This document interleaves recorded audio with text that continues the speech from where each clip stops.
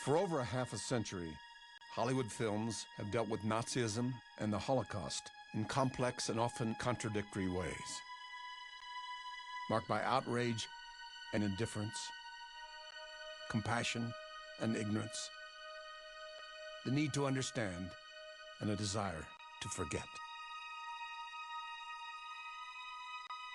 And yet, while this most horrific chapter in modern world history happened far from America's shores, it has been American movies, perhaps more than any other medium, that have shaped how we understand and remember these events.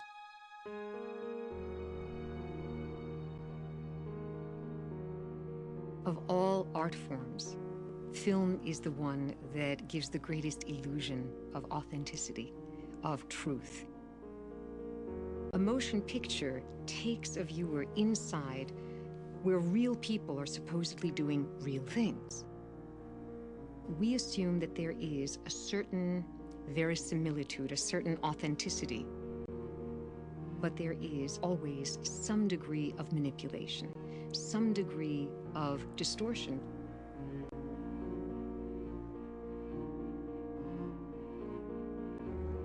Unless you are doing a totally abstract movie, you are dealing with a realistic thing. You're dealing with a wall, a frying pan, a human face. The vocabulary is literal. So the problem comes for a movie maker. How do I take this literal vocabulary and find a representative image of something that is so outside the realm of any human experience?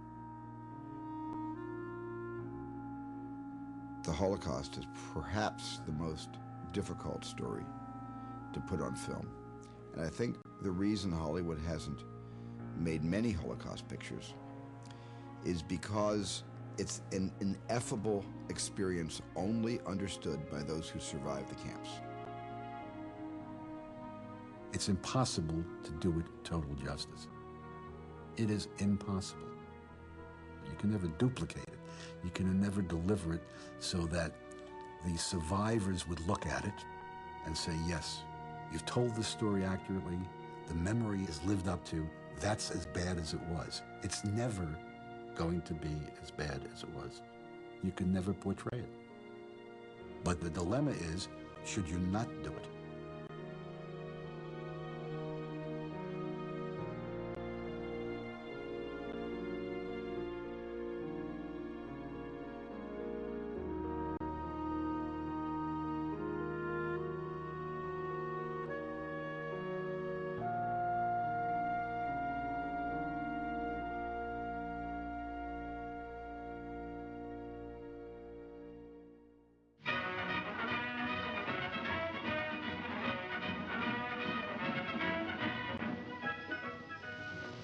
Na, du hast da ja wieder schön was angerichtet. Wieso ich? Also, wie heißen Sie? Long before the Second World War, Hollywood and Germany already had a complex relationship. From the late 1920s, Germany meant big business for the studios, accounting for 10% of a foreign market that sustained the film industry. So from the moment Hitler became chancellor in 1933, Hollywood treated Nazism with kid gloves. It's a big night for the younger Hitler set. The college boys are making Berlin safe for Nazis by burning up books that might lead Germans astray. Even the newsreels, which were produced and distributed by the major studios, ignored the implicit threat in Nazi propaganda, often recycling it uncritically for the American audience. 20,000 volumes went up in smoke to provide... The 1933 book burning was enormously visual. Some of the newsreels treated it as students on a prank, and it's a high time in the Nazi universe. The parades, the stormtroopers, all of these symbols of an emergent nationalism were what captivated, and only a few paid attention to the emergence of Nazi racism. I don't think it's fair to say that propaganda worked with Hollywood. I think it's fair to say that the visual imagery is what captivated Hollywood. Hollywood in the 1930s seemed to bend over backwards to avoid offending the Germans. When the Nazis demanded that the studios fire their Jewish representatives who were working in Germany, nearly all of the studios complied. Yet the studio executives were themselves Eastern European Jewish immigrants. Psychologically, the Hollywood moguls did not want to call attention to themselves as Jews. They wanted to be identified as Americans.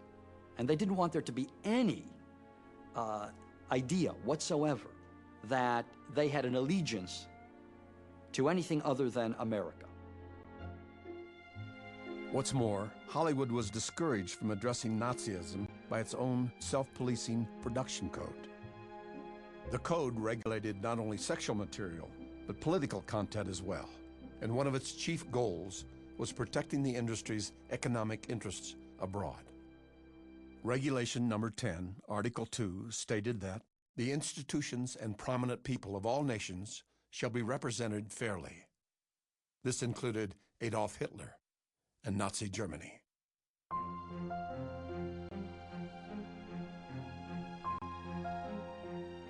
After the night of November 9th, 1938, when synagogues throughout Germany were set on fire and thousands of Jewish-owned businesses looted and destroyed, there was a growing awareness in America that something terrible was happening abroad. Some of Hollywood's top executives worked to help refugees and scrambled to save their relatives still in Europe. Carl Laemmle of Universal managed to bring to the United States nearly all of the Jews from the small town in Germany where he was born. Others in Hollywood openly spoke out against Nazism. Many joined Hollywood's Anti-Nazi League, which sponsored radio shows, printed a weekly newspaper, and urged boycotts of German products. That all economic connections between the United States of America and Nazi Germany be totally severed. But the effort was primarily off-screen. The major Hollywood films of the time rarely dealt with the growing Nazi menace, as the industry itself was often the target of anti-Semitic threats from groups like the Ku Klux Klan and the Black Legion.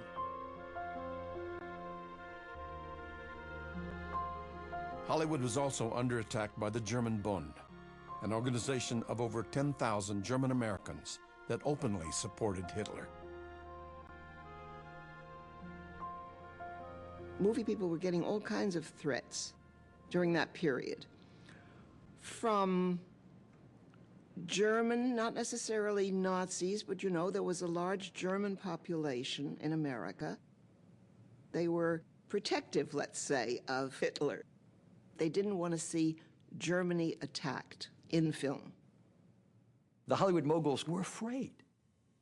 We forget now that there were individuals in Congress like John Rankin, representative of Mississippi, who went on the floor of Congress and would use words like kike and would cite the fact that the motion picture industry was controlled by these unchristian Jews. We stand as always.